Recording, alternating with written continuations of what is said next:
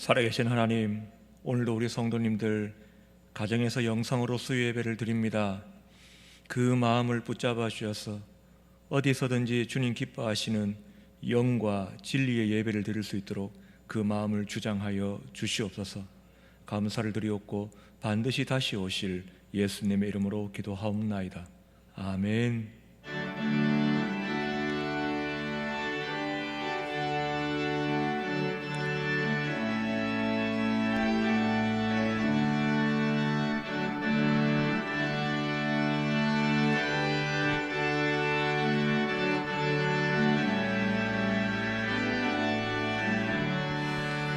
그 크신 하나님의 사랑 말로 다 영영 못하네. 저 높고 높은 별을 넘어 이 낮고 낮은 땅 위에 죄범한 영혼 구하려 그 아들 보내사 화목제물 삼으시고 죄 용서하셨네. 하나님 크신 사랑은 증량 다 못하네. 영원히 변치 않는 사랑 성도여 찬양하세. 괴로운 시절 지나가고 땅 위에 영화세할 때 주 믿지 않던 영혼들은 큰 소리 외쳐 울어도 주 믿는 성도들에게 큰 사랑 베푸사 우리의 죄 사했으니 그 은혜 잊을까. 하나님 크신 사랑은 증량 다 못하네. 영원히 변치 않는 성도여 찬양하세.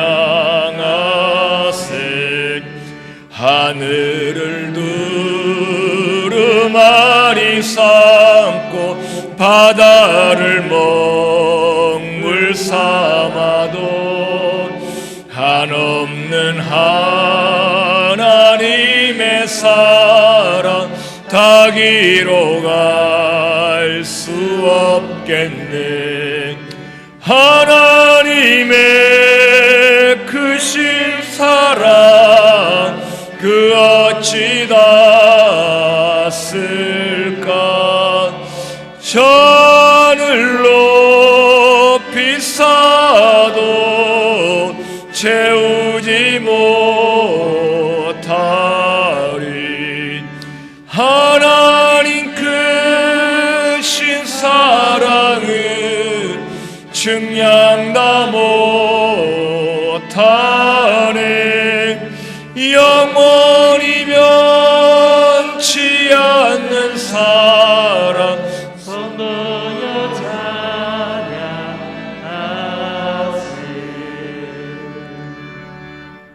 하나님 아버지 참 감사함을 드립니다. 이와 같이 하나님께 예배할 수 있게 하신 하나님 참 감사함을 드립니다. 예수 그리스도의 보혈의 피로 우리의 죄를 깨끗하게 씻어주시어 하나님께 속한 자가 되게 하셨을 때에, 그리하여 이와 같이 예배자로 우리를 부르셨을 때에 우리 모든 성도들 어느 곳에 있든지 어느 장소에 있든지 하나님만을 참되게 예배하여 나갈 수 있는 우리 모든 성도들이 되어질 수 있도록 은혜의 담비를 부어주시옵소서. 특별히 하나님 오늘 이 시간에 우리의 연약함을 다시 한 번 더 하나님 앞에 고백합니다. 죄악에 연약하고 질병에 연약하고 모든 것에 연약한 우리들 불쌍히 여겨주시옵소서. 하나님, 우리가 연약하기에 더욱 주님을 바라봅니다. 더욱 하나님을 바라봅니다. 나의 반석이 되시고 나의 피난처가 되시는 그 구원의 하나님만을 바라볼 때에 하나님께서 우리에게 찾아와 주셔서 우리를 만나주시고 우리를 건져주시는 하나님의 놀라운 은혜의 역사를 우리 모두가 다 누릴 수 있도록 은혜의 담비를 부어주시옵소서. 특별히 하나님, 우리 사랑하는 자녀들을 위하여 기도합니다. 하나님, 우리 사랑하는 자녀들 주일학교를 주님께서 붙잡아 주실 때에 하나님, 이 말세의 때에 악한 것으로 뒤덮이는 그러한 자녀들이 아니라 오직 하나님의 권세 아래에서 하나님의 영광을 누리고 하나님께 마음껏 예배할 수 있는 믿음의 자녀들이 되어질 수 있도록 주여 역사하여 주옵소서. 우리 사랑하는 자녀들에게 믿음의 전수가 이루어지게 하시고 신앙의 계승이 이루어질 때에 하나님, 우리 사랑하는 자녀들이 다른 세대가 되어지는 것이 아니라 다음 세대가 되어져서 오고 오는 세대 가운데 오직 하나님만을 바라보고 하나님께 예배하여 나가는 그러한 우리 모든 자녀들이 되어질 수 있도록 은혜의 담비를 부어 주시옵소서. 이 시간에 하나님, 김성도 목사님을 통하여 하나님의 말씀을 듣고자 합니다. 검과 같은 주의 말씀이 담대하게 마음껏 선포되어질 수 있도록 역사하여 주옵시고, 또한 이 말씀을 듣는 우리 모든 성도들은 이 말씀에 아멘으로 화답하여 나가며 그 하나님의 말씀에 순복하여 나갈 수 있는 우리 모든 성도들이 되어질 수 있도록 역사하여 주옵소서. 다시 오실 예수 그리스도의 이름으로 기도하옵나이다. 아멘.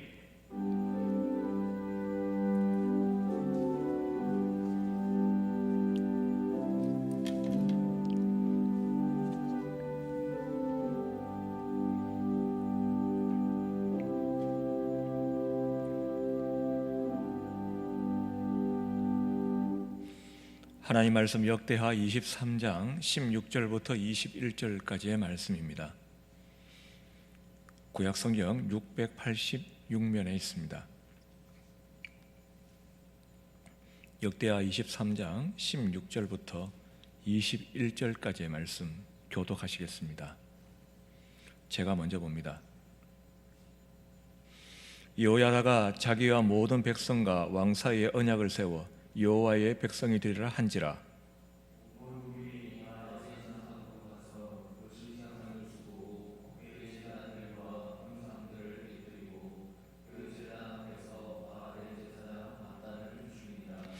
여호야다가 여호와의 전의 직원들을 세워 레위 제사장의 수하에 맡기니 이들은 다윗이 전에 그들의 반야를 나누어서 여호와의 전에서 모세의 율법에 기록한 대로 여호와께 번제를 드리며 자기들의 정한 규례대로 즐거이 부르고 노래하게 하였던 자들이더라.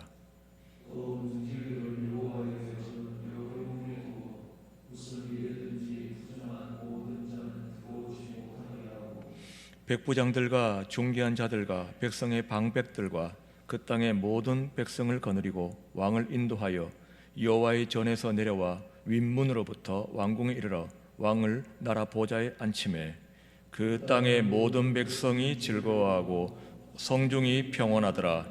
아달랴를 무리가 칼로 죽였었더라. 아멘. 함께 읽으신 본문으로 성전의 회복이라는 제목으로 말씀 전하겠습니다. 지난 주일 그리고 오늘도 우리는 성도님들의 안전과 건강을 위해서 어쩔 수 없이 현장 예배를 드리지 못하고 영상 예배를 드리고 있습니다.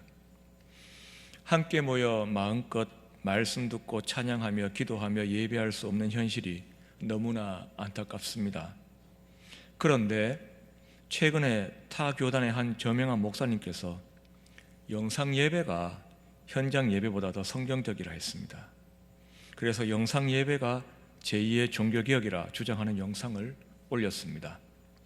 결론부터 말씀드리면 저는 제 귀를 의심했고 제 상식으로는 그런 말도 안 되는 소리에 정말 어이가 없었습니다. 만약에 목회 경험이 없는 분이 그저 자기가 읽은 책 한 줄 가지고 그런 소리를 했다면 몰라서 그러는구나 그렇게 이해를 했을 것입니다. 그런데 그분은 대한민국에서 아주 유명한 교회를 목회하셨던 은퇴 목사님입니다. 어떻게 그런 분 입에서 그런 소리가 나올 수 있는지 참으로 참담했습니다. 왜냐하면 현장 예배가 중단되자 당장 눈에 보이고 피부에 와닿는 결과들이 있기 때문입니다. 우리는 봄에 한창 대구에 신천지발 코로나19가 퍼져나갈 때 현장 예배를 잠시 중단했다가 다시 재개한 적이 있습니다. 그 후에 당장 주일학교가 말입니다. 그전에는 본인들은 예수님을 안 믿으시지만 자녀들을 주일학교에 보내주시던 부모님들이, 많은 분들이 이제는 자녀들을 안 보내고 있습니다. 그분들이 자녀 신앙 성장을 위해서 제 시간에 영상 틀어놓고 예배하라고 하시겠습니까? 그 아이들을 영적인 군사로 길러서 그 가정을 구원하는 축복의 통로가 되어야 되는데, 이 전염병으로 인해서 그 아이들의 신앙교육에 많은 어려움이 생겼습니다. 그리고 불신 남편이 아내가 교회 출석을 반대해서 1년 가까이 오지 못하는 여지사님도 계십니다. 얼마나 안타까운지 어서 빨리 전염병을 주님께서 물가게 하시기를 기도할 뿐입니다. 그런데 그런 실제적인 것 말고도 그 목사님의 말씀 속에서 이론적인 모순을 발견합니다. 그분이 이제는 건물에서 드리는 현장 예배가 아니라 온라인 영상 예배를 드려야 한다 하면서 그 근거로 드는 말씀이 요한복음 4장 말씀입니다. 바로 21절부터 이 말씀이지요. 예수께서 이르시되 여자여 내 말을 들어라. 이 산에서도 말고 예루살렘에서도 말고 너희가 아버지께 예배할 때가 이르리라. 하나님은 영이시니 예배하는 자가 영과 진리로 예배할지니라. 아멘. 예수님께서 이 말씀을 하신 목적이 무엇입니까? 사마리아 여인에게 가르쳐주고 싶었던 주제가 무엇입니까? 예수님이 강조하시고 싶은 것은, 중요한 것은 예배 장소가 아니라 하는 것입니다. 예루살렘이냐 그리심산이냐 둘 중 어느 것 하냐가 맞냐가 아니라 성령과 말씀으로 드리는 예배가 참 예배다. 예수님은 그 말씀을 하시는 것입니다. 장소가 중요한 것이 아니라 남유다냐 북이스라엘이냐 예루살렘이냐 그리심산이냐 이것이 중요한 것이 아니라 참 예배는 성령과 말씀으로 드리는 예배라는 것입니다. 이 장소 둘 중 어느 하나가 맞다 하는 이분법적인 틀을 예수님은 깨고 계십니다. 그런데 그 목사님의 논리는 이렇습니다. 현장 예배는 틀렸고 영상 예배가 맞다? 틀렸습니다. 둘 다 맞을 수도 있고 둘 다 틀릴 수도 있습니다. 예수님의 말씀대로라면, 영과 진리의 예배를 드린다면 둘 다 맞고, 둘 다 영과 진리는 빼고 예배한다면 둘 다 틀린 것입니다. 여러분, 요한복음 4장 말씀을 근거로 현장 예배, 영상 예배에 대해 말하려면 이렇게 해야 됩니다. 현장 예배냐 영상 예배냐 둘 중 어느 것이 맞냐가 아니라 성령과 말씀으로 드리는 예배가 참 예배다. 저는 요한복음 강해 설교지까지 내셨던 그분이 요한복음 4장을 인용하면서 왜 새로운 이분법적 모순을 만들어내시는지 정말 도무지 모르겠습니다. 스스로 내 주장은 예수님의 생각과 다르다, 틀리다 그렇게 증명하는데 말입니다. 근데 문제는 말입니다, 그 영상 밑에 맞습니다 목사님 하면서 댓글이 많이 달리고 있는 현실입니다. 우리들은 말세가 다가올수록 이런 달콤한 유혹을 경계해야 합니다. 오직 더욱 본질로 돌아가서 말씀에 순종하여서 더욱 모이기를 힘써야 할 것입니다. 주님 오실 날이 다가올수록 마귀가 수단과 방법을 안 가리고 우리의 모임을 폐하려고 합니다. 그래서 주님은 말씀하십니다. 히브리서 10장 24절 25절 말씀에 서로 돌아보아 사랑과 선행을 격려하며 모이기를 폐하는 어떤 사람들의 습관과 같이 하지 말고 오직 권하여 그날이 가까움을 볼수록 더욱 그리하라. 이렇게 주님께서 명령하십니다. 그래서 우리는 어서 전염병이 물러가고 이 예배당에서 함께 마스크 벗고 마음껏 찬양하고 기도하기를 학수고대하고 있습니다.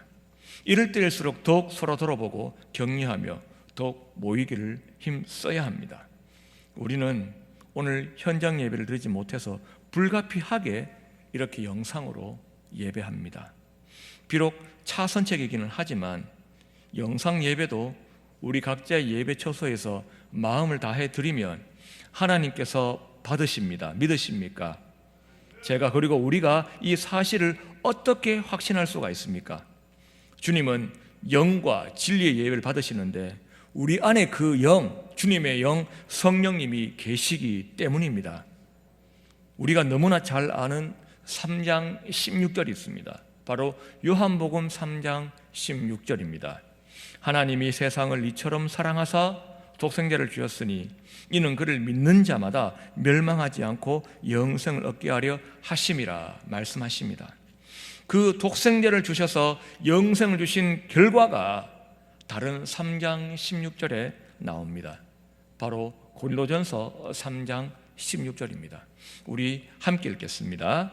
너희는 너희가 하나님의 성전인 것과 하나님의 성령이 너희 안에 계시는 것을 알지 못하느냐. 아멘.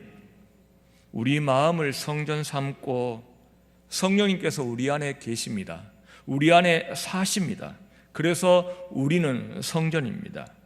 그래서 오늘도 우리 각자의 예배 처소에서 마음을 다해서 주님의 도우심을 간구하면, 성령 충만을 구하며 예배하면 우리 안에 계신 성령님께서 우리를 바른 예배자로 세워주시는 줄로 믿으시기를 바랍니다. 그래서 오늘은 그 성전에 관한 말씀을 드리려고 합니다. 성전에 관한 말씀을 드리려면 역대하 말씀을 언급하지 않을 수가 없습니다. 역대기는 특별히 역대하는 온통 성전에 대한 말씀이기 때문입니다. 열왕기와 역대기는 겹치는 내용이 많습니다. 중복되는 역사를 또 기록해서 우리를 보고 읽으라고 하십니다. 그런데 열왕기, 역대기 똑같은 말씀이 왜 있는가? 기록한 목적이 다릅니다. 역대기는 모든 사람을 위한 책이 아니라 특별히 바벨론 포로 생활 70년을 마치고 본토로 돌아온 이스라엘 백성들, 특별히 2세들의 바른 역사 교육을 위해서 기록되었습니다. 그들에게 지금 필요한 것은 우리는 누구인가 하는 겁니다. 그리고 우리가 어떻게 하면 다시 나라를 잃지 않고 살 수 있는가 하는 고민입니다.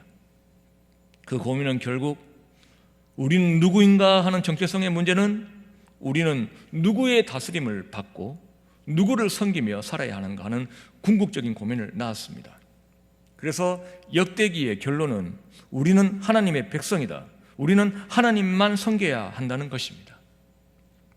역대하는 그 하나님의 백성이라는 정체성을 주님의 성전과 연결시킵니다. 그래서 역대하를 보면 특별히 성전으로 시작해서 성전으로 끝납니다. 1장부터 7장까지는 온통 성전 건축과 낙성식에 관한 말씀입니다. 초반이 계속해서 성전입니다. 역대하 마지막 부분, 남유다 역사의 마지막 부분입니다. 시드기야 왕 때 나라가 망합니다. 그런데 나라가 망한 것을 무엇과 동일시하는가? 성전이 무너졌다, 이렇게 말씀합니다. 역대하 36장 17절부터 보면 하나님이 갈대아 왕의 손에 그들을 다 넘기시매 그가 와서 그들의 성전에서 칼로 청년들을 죽이며 청년 남녀와 노인과 병력한 사람을 긍휼히 여기지 아니하였으며 또 하나님의 전의 대소 그릇들과 여호와의 전의 보물과 왕과 방백들의 보물을 다 바벨론으로 가져가고 또 하나님의 전을 불사르며 예루살렘 성벽을 헐며 그들의 모든 궁시를 불사르며 그들의 모든 귀한 그릇들을 부수고라고 말씀합니다. 그래서 나라가 망했습니다.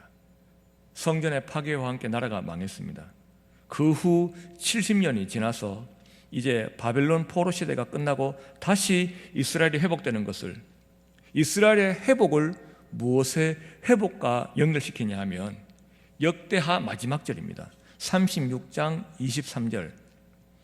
바사왕 고레스가 이같이 말하노니 하늘이신 여호와께서 세상 만국을 내게 주셨고 나에게 명령하여 유다 예루살렘에 성전을 건축하라 하셨나니 너희 중에 그의 백성된 자는 다 올라갈지어다. 너희 하나님 여호와께서 함께 하시기를 원하노라 하였더라. 아멘. 고레스의 명령이 무엇입니까?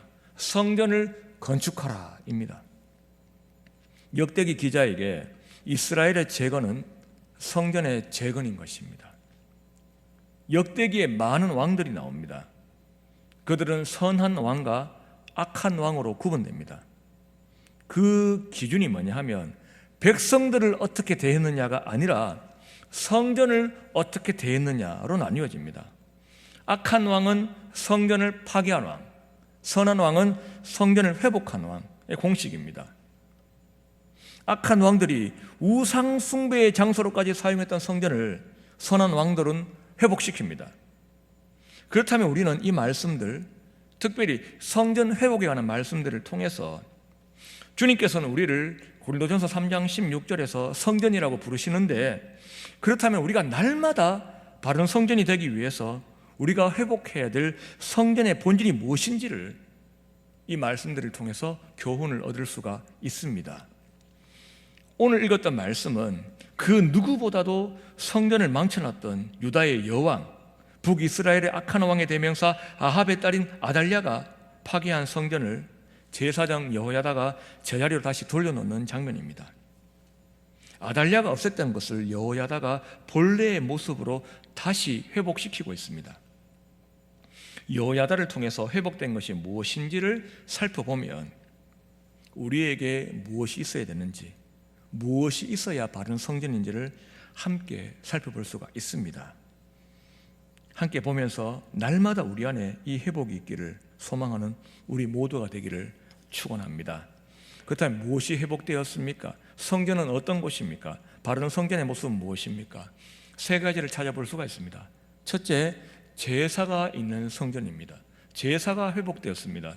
두 번째, 찬송이 있는 성전입니다. 찬송이 회복되었습니다. 세 번째, 문지기가 있는 성전입니다. 문지기가 회복되었습니다. 첫 번째로 제사가 있는 성전입니다. 오늘 본문 18절 말씀에 여호야다가 여호와의 전에 직원들을 세워 레위 제사장의 수하에 맡기니 이들은 다윗이 전에 그들의 반열을 나누어서 여호와의 전에서 모세 율법에 기록한 대로 여호와께 번제를 드리며 자기들의 정한 규례대로 즐거이 부르고 노래하였던 자들이더라 말씀합니다. 그 중에 이렇게 기록되어 있습니다. 모세의 율법에 기록한 대로 여호와께 번제를 드리며. 성전은 어떤 곳입니까? 날마다 하나님께 제사, 번제가 드려지던 곳이었습니다. 제사는 제물이 있어야 됩니다. 제물은 죽어야 합니다. 번제, 소제, 전제의 공통점은 죽음입니다. 하나님께서 우리의 죄 문제를 해결하셔서 우리 주님께 나아갈 수가 있습니다. 예수님께서 제물이 되셔서 우리 대신 피 흘려 주고 있습니다. 예수님이 마지막 제물이 되셨습니다. 이제 우리는 그 예수님을 따라, 예수님을 닮아 날마다 삶의 제사를 우리도 드려야 됩니다. 우리는 성전이기 때문입니다. 로마서 12장 1절 말씀에 그러므로 형제들아 내가 하나님의 모든 자비하심으로 너희를 권하노니 너희 몸을 하나님이 기뻐하시는 거룩한 산 제물로 드리라. 이는 너희가 드릴 영적 예비니라고 말씀합니다. 날마다 예배자로 살기 위해서 우리 안에 제사가 있어야 됩니다. 보이는 몸을 죽이는 것이 아니라 무엇을 죽여야 됩니까? 옛사람, 죄의 몸, 내 속의 죄를 날마다 십자가에 못 박아 죽여야 됩니다. 바울은 로마서 6장 6절에서 우리가 알거니와 우리의 옛사람이 예수와 함께 십자가에 못 박힌 것은 죄의 몸이 죽어 다시는 우리가 죄에게 종노릇 하지 아니하려 함이니라고 말씀합니다. 날마다 이 일이 우리 안에 있어야 됩니다. 주님 보시기에 싫어하는 마음, 주님 싫어하시는 생각, 주님 싫어하시는 말과 행동을 반복되는 죄의 습관들을, 이것들이 뭡니까? 여전히 남아있는 옛사람 죄의 몸입니다. 그런 것들이 날마다 죽어야 됩니다. 그래야지 우리가 바른 성전 될 수 있는 것입니다. 우리 몸이 제대로 된 성전의 삶을 감당하기 위해서 날마다 우리 안에서 제물이 죽어야 됩니다. 제사가 있어야 됩니다. 우리 안에 죄가 죽어야 됩니다. 오늘 나는 내 안에 어떤 죄를 주님께서 가증히 여기시는 것이 내 안에 있는데 그것이 어떤 것인지 주님은 아시고 나도 압니다. 그거를 죽여서 주님께 영광 돌려야 됩니다. 어떠한 죄들을 오늘도 죽일지를 잘 살펴서 날마다 제사가 있는 성전이 되시기를 우리 주님 이름으로 축원합니다.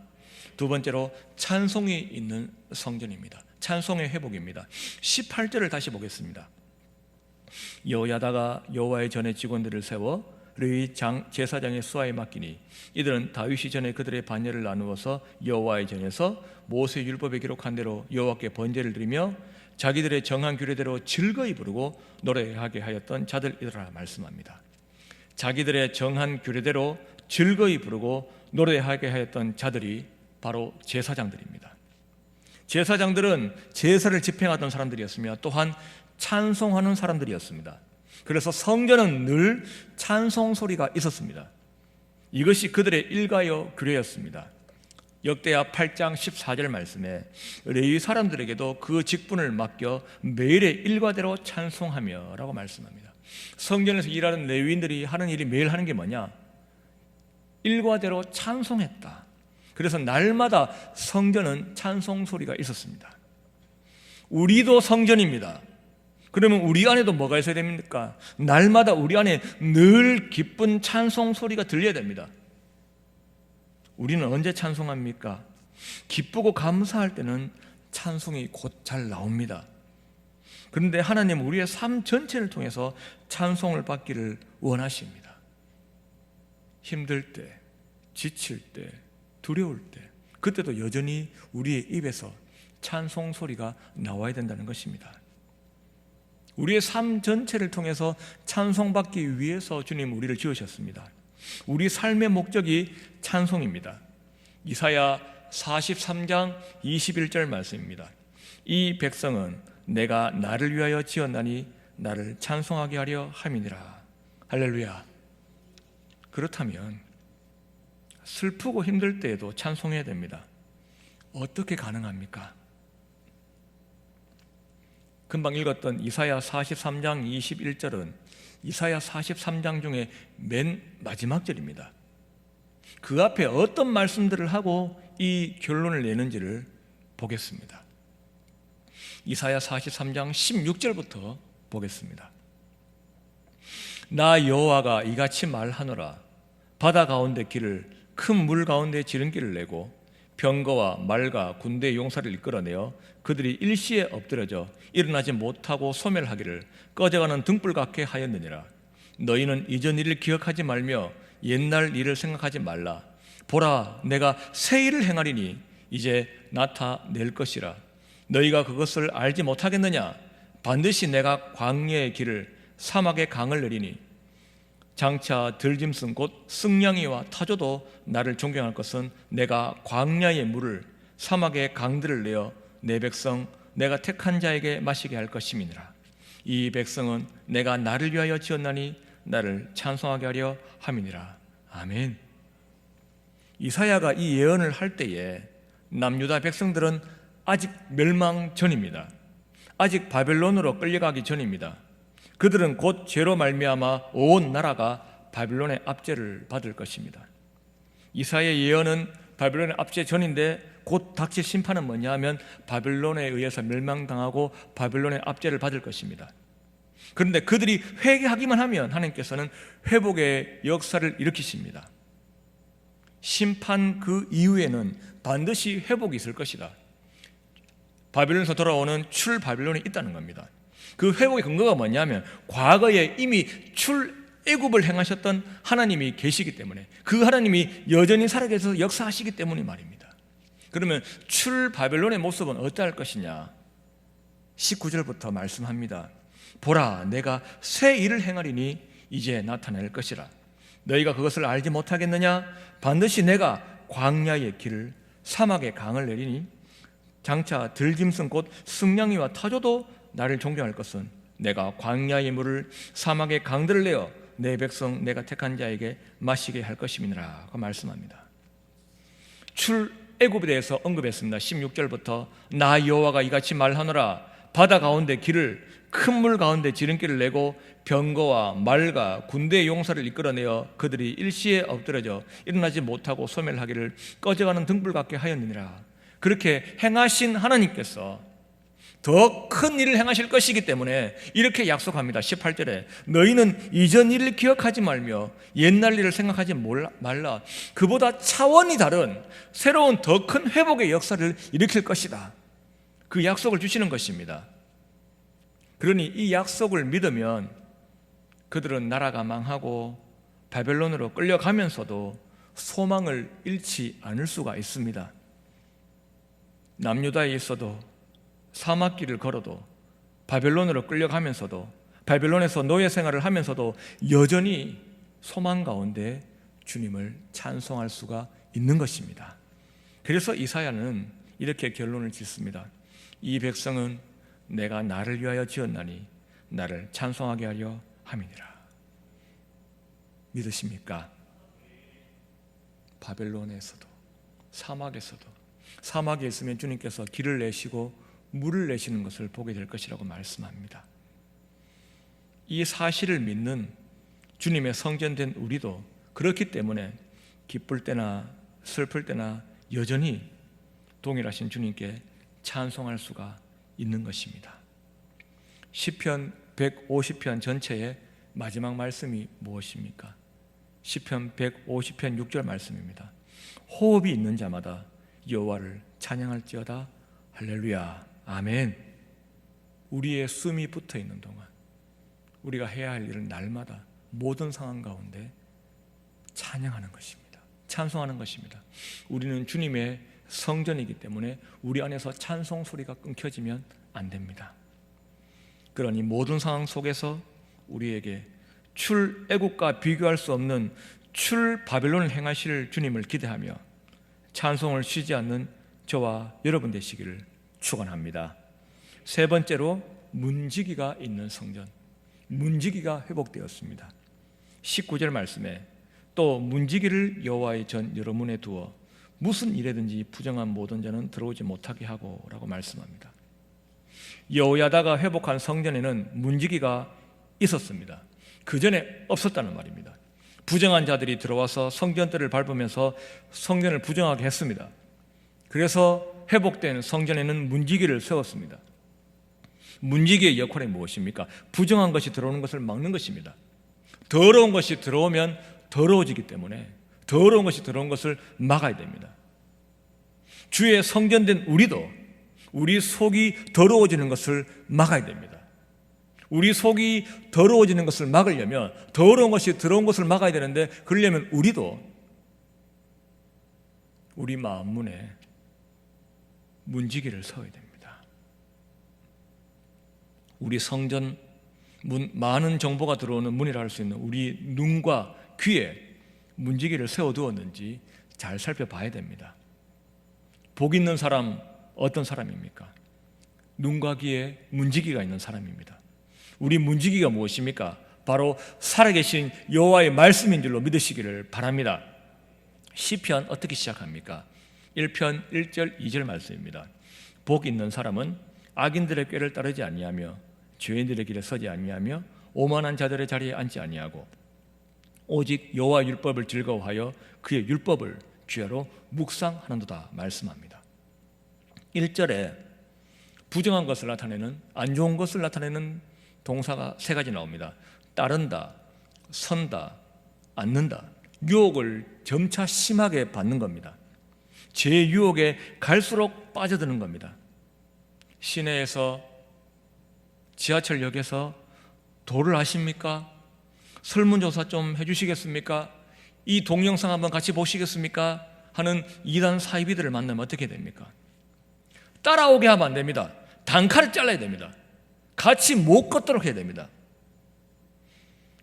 같이 걷게 하면 그 다음에는 결국 더 귀를 기울이다 보니까 서가지고 듣게 될 위험, 그러고 나면 어디 앉아가지고 더 집중해서 듣게 되는 위험이 기다리고 있기 때문입니다.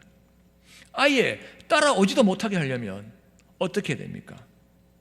문지기를 잘 세워서 카트 시켜야 됩니다. 문지기 무엇입니까? 1절 2절 다시 보겠습니다. 복 있는 사람은 악인들의 꾀를 따르지 아니하며 죄인들의 길에 서지 아니하며 오만한 자들의 자리에 앉지 아니하고 오직 여호와 율법을 즐거워하여 그의 율법을 주야로 묵상하는도다. 이렇게 말씀합니다. 1절을 위해서 2절이 필요합니다. 2절이 되면 1절이 자동적으로 됩니다. 여호와의 말씀의 인도를 받으면 절대 악한 것 따라가지 않고 설 필요도 없고 앉을 필요도 없단 말입니다. 말씀이 우리의 든든한 문지기가 될 때 그런 것들이 우리 속에 못 들어온다는 겁니다. 먼저 여호와의 말씀이 우리 속을 가득 채울 때 그 말씀이 든든한 문지기가 됩니다. 그러면 부정한 것 같이 걸을 위험도, 서게 될 위험도, 앉게 될 위험도 없습니다. 그래서 바울은 우리에게 이렇게 명령합니다. 골로새서 3장 16절 말씀에 그리스도의 말씀이 너희 속에 풍성히 거하여, 풍성히 거하게 하란 말씀입니다. 우리의 내면을 말씀이 먼저 차지하라, 가득 차지하라, 말씀이 선점하라는 말입니다. 악한 것이 먼저 오지 못하게 빈자리 없이 말씀이 먼저 선점하고 나면, 그래서 그것이 기준이 되고 나면 나중에 이상한 것이 들어오면 거부감을 가지고 바로 뱉어내게 됩니다. 이것이 선점의 위력입니다. 말씀이 우리 속을 가득 채울 때 그것이 우리 안에 부정한 것으로 오염되는 것을 막는 든든한 문지기가 되는 줄로 믿으시기를 바랍니다. 여러분이 또한 여러분의 자녀들로 말씀이 먼저 우리 내면 모두를 장악해서 악한 것이 들어오려고 해도 단칼에 잘라내고 절대로 따라가는 신용도 하지 않기를 바랍니다. 그래야지 주님께서 기뻐하시는 오직 정결한 것들로만 가득 찬 거룩한 성전이 될 수 있습니다. 말씀이 풍성히 가하여 내면 모든 것에 거룩한 말씀이 선점해서 말씀이 든든한 문지기가 되어서 하나님께서 기뻐하시는 거룩한 성전으로 잘 지킬 수 있기를 소망합니다. 말씀했습니다. 바른 성전의 모습 3가지를 살폈습니다. 성전은 어떤 곳입니까? 바른 성전의 모습, 제사가 있어야 됩니다. 찬송이 있어야 됩니다. 문지기가 있어야 됩니다. 바른 성전으로 회복되려면 제사가 회복되어야 되고 찬송이 회복되어야 되고 문지기가 회복되어야 합니다. 아무쪼록 우리 성도님들은 날마다 여러분 안에 제사, 찬송, 문지기 이 3가지가 살아나고 유지되고 회복되어서 날마다 주님 기뻐하시는 거룩한 성전답게 살아드릴 수 있기를 우리 주님의 이름으로 축원합니다. 기도하겠습니다. 살아계신 하나님, 참 감사드립니다. 아버지 하나님, 참으로 많은 악하고 부정한 것들이 우리를 오염시켜서 주님의 성전 역할을 못하게 하려고 합니다. 유혹합니다. 살아계신 하나님, 오늘도 든든하게 그 유혹들을 막아 주시옵소서. 내가 누구인지 잘 알아서 주님의 은혜로 성전된 우리는 오늘도 우리 안에서 죄의 몸들을 죽이며 찬송 소리가 가득하며 주의 말씀이 우리를 든든하게 지킬 수 있도록 은혜 베풀어 주시옵소서. 언제 어디서든지 성령 충만하여서 삶의 예배를 드리기에 부족함이 없도록 아버지여 지켜 주시옵소서. 원하옵기는 속히 이 온역을 물러가게 해주셔서 함께 모여서 마스크 벗고 마음껏 찬양하고 기도하며 말씀 듣는 그날을 속히 앞당겨 주시옵소서. 이 위험 가운데 우리 성도 한 명도 어려움 당하지 않도록 지켜 주시옵소서. 감사를 드리옵고 다시 오실 예수님 이름으로 기도하옵나이다. 아멘.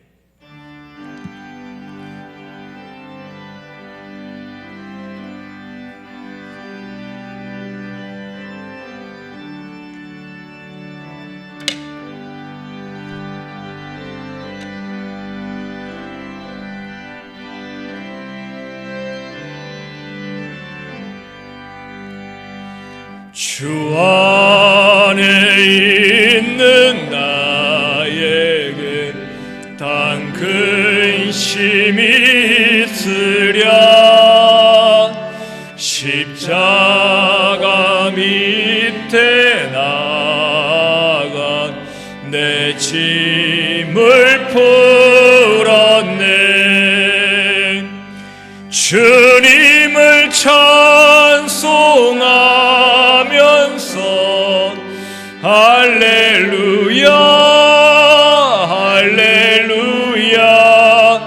내 앞길 멀고 험해도 나 주님만 따라가리. 그 두려움이 변하여 내 기도 되었고 전날의 한숨 변하여 내 노래 되었네. 주님을 찬송하면서 할렐루야 할렐루야. 내 앞길 멀고 험해도 나 주님만 따라가리. 내 주는 자비하셔서 늘 함께 계시고 아멘. 내 궁핍함을 아시고 늘 채워주시네. 주님을 찬송하면서 할렐루야 할렐루야. 내 앞길 멀고 험해도 나 주님만 따라가리. 내 주와 맺은 언약은 영불변하시니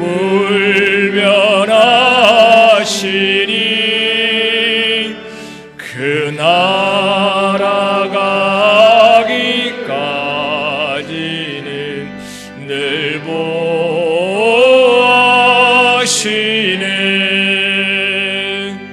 주님을 찬송하면서 할렐루야 할렐루야. 내 앞길 멀고 험해도 나 주님만 따라가리.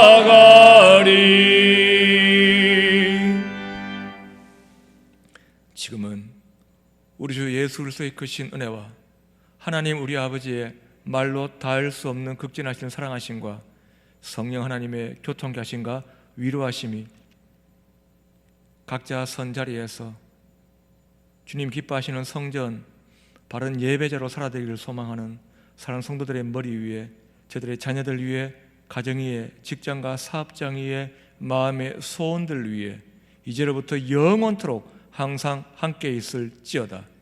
아멘.